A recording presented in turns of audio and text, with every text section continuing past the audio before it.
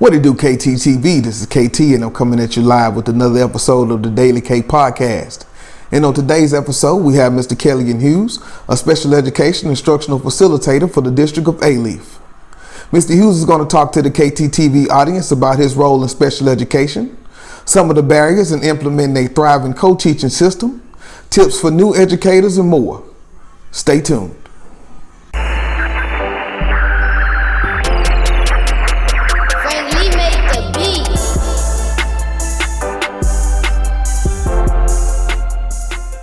Mr. Hughes supports special education teachers in all content areas.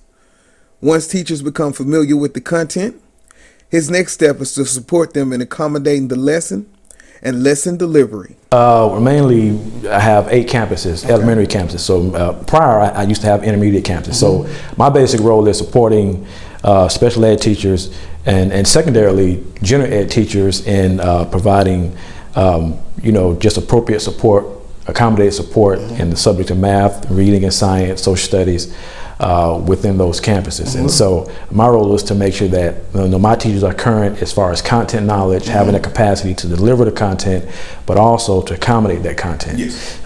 So we have to stay on top of our games to make sure that we're kind of in true collaboration with SPED and general ed. So it works that way. When supporting co-teachers in the general ed classroom, Mr. Hughes emphasizes the importance of building strong co-teacher relationships and working together as a team. You got to have those decent relationships. You got to build those relationships. So, but I'm fortunate that a lot of the teachers that we serve, especially special ed, this year especially, they've come from the general ed side, so they have that content already. So that helps out a whole lot. Very important. So now the next step for them is, hey, just developing that collaborative trust with the general ed teacher.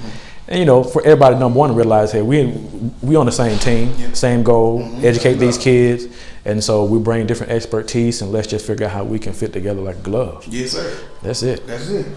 Mr. Hughes uses his experience mixed with research and new learning to innovate and motivate special education teachers to become better at their craft.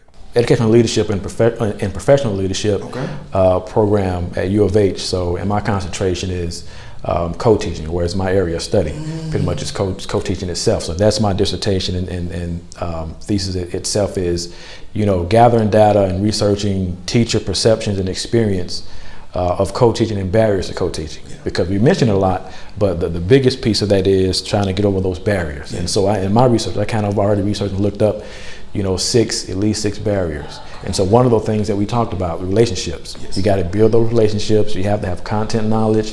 You have to have just that capacity to deliver the content within that coaching and confine. And then on top of that, it all starts at the top. So you have to have that administrative support and vision as a campus decide, okay, how do I want my inclusion practice to look? Before Mr. Hughes left, he shared valuable information for teachers new and old. This is the number one rule I always tell people. If you come into education, your perspective means a lot. So meaning don't see it as, oh, this is my job. Yeah, that's your job because you got a paycheck attached to it. It's anything.